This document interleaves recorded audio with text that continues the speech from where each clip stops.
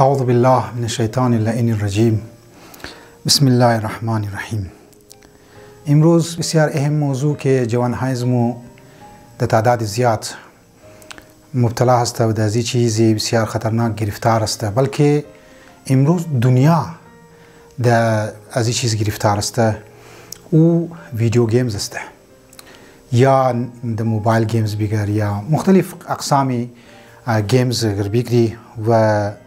خصوصا در سوسایتی از مو جوانها که در بعضی دکانها مورن از یک طرف شوکشتی و از یک طرف در ویدیو گیمز تایم خو صرف مونن، از یک طرف تایم که بسیار زیاد ضایع میشه و میخوایم درباره نقصانات چی مطالب عرض کنم. این پیغام هم برای جوانها خوشی هستن که اونهایی که در ویدیو گیمز یا در ویدیو وغیره گیمز چی مبتلا هستند، گرفتار هستند، هم برای والدین که واقعا ریزه بچه که دادید چی موبایل میدن از خاطری که کاری خانه را انجام بدن که بچه تنگ نکنه، موبایل میده که بر تو گیم بازی کنه و مختلف گیم ها را برایشی اپلود مونه دانلود مونه بازو مونه بازی مونه و تاکي زنیکا یا مادر شي یا خوار شي بر کارهای خو انجام بده بغیر کدام جنجالی بچه. لیکن از اول خبر نداره که بسیار زیاد مشکلات برای زی بچه یا زی اولاد پیدا میشه و همینطور کلانها که در مختلف گیم های دیگه پبجی و غیره که مشغول میشن، اینها از خود بسیار زیاد مشکلات داره و ریسرچ ها بسیار زیاد شده که چی مشکلات داره. ما د دو ایسه مشکلات را بیان مونم. یک ایسه شی که میگنای که د گیم مبتلا هستن در مرض گیم او است از لحاظ جسمی چی نقصانات داره و هم همینطور در دیگه ایسه شی که انشالله بعدا عرض مونم هم از لحاظ روحی و روانشناسی، یعنی از لحاظ فکر شی چی مشکلات ایجاد میشنه اونها را در خدمت شما بیان مونم. لذا در این ویدیو فقط میخوایم امو مسائل جسمی را مختصر بیان کنم. اگر وقت شد آهسته آهسته تمام مطالب را ما وقتا فوقتا امو نقصانات از لحاظ جسمی بیان مونم. کسانی که ویدیو مبتلا هست در امزو مرض شی یا یک معتاد ولی که یک هیروئین ولی دشی که گرفتار است، اول چیزی که گرفتار شی میشه او یک کم تحرکی. ریسرچ کی شده، یعنی اونایی که گنته ها برای موبایل میشنن، حتی فیسبوک هم تا توغ منن، حتی دیگو برنامه دیگه اگر توغ منن و گیم هم بازی منن یا بچه دا ویدیو گیمز مورن گنته ها هم پیسه ضایع نه، هم وقت ضایع نه. از دیگه طرف از لحاظ دکتری کم تحرکی است، یعنی حرکت نمونه، یعنی گنته ها باید بشنه و دمنه خود مدیکال ای ریسرچ شده زنی من اونهایی که 2 گنته میشنن یا 1 گنته میشنن و کم تحرکی است، او گفته حتی نقصانات چی از افراد هایی که سیگریت میکشن روزانه از اونها که خطرناکتر است اونایی که کم تحرکه، اونایی که گنته ها در خانه میشنه. لذا این مسئله هم مربوط به افراد هایی میشه که اصلا تحرک نداره در خانه، یعنی شیشته گیری تیوی شیشته و گیری گو فیسبوک شیشته و همینطور که اونایی که گیم بازی مونه ای بسیار خطرناک است و گفته دانشمندان و متفکرین گفتن اونایی که ریسرچ کردن که از سیگریت کشیدو هم که است ای بسیار خطرناک است. عزیزان محترم، اونایی که ریسرچ کردن و اونای محققین اونا گفته کسی که 1 گنته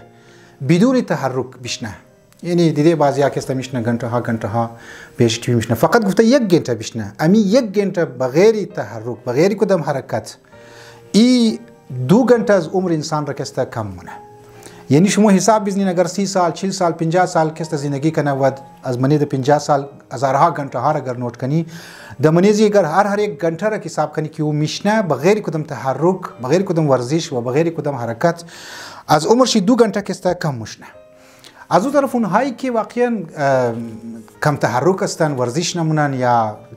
پیدل روی نمورن و گنته ها گیری زی گیم شیشتن و گیم بازی مونن، مگه اینها در مختلف جسمی بیماری ها که مبتلا میشه. شوگر یکی از این بیماری ها هست.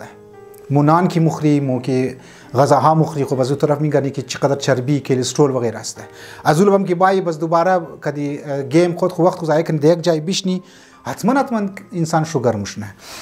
دوم ای که مشکلات قلب و دل پیدا مونه، اونهایی که زیاد متحرک نیستن و بسیار زیاد امکان داره که مرگش زود انجام شنه، یعنی زود کسته بمره. امروز ما میگن من سوسایتی از ما تا جوان ها هم کسته هارت اتاک مشنه و اینا تمام نقصاناتی از بی تحرکی است و خودش متوقع نزانی من یکی از اسباب کم تحرکی، یکی از اسبابی که انسان در یک جای میشنه و حرکت نمونه او چیه؟ او اینمی گیم است که انسان نمیاد متحرک شونه. جوانها انسان میگن که گنته ها واقعا دمنی گیم شیشتن، ویدیو گیم بازی من دکانی گیم شیشتن و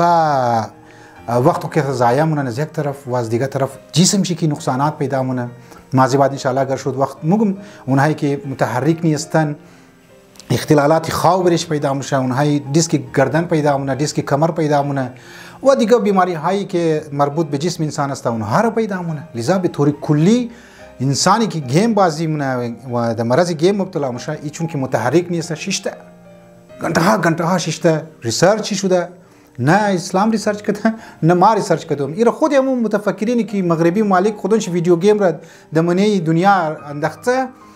و اونجی که استازانی من اونها خودش ریسرچ کردن، از بعد دکترایش ریسرچ کردن، دیدن که واقعا جوانها بچه‌ایز نه درو در مختلف ناجوریای جسمی مبتلا میشه. لذا اونها درو استیاسی کوشش کردن که جوانها رو بره به طرف تحرک و به طرف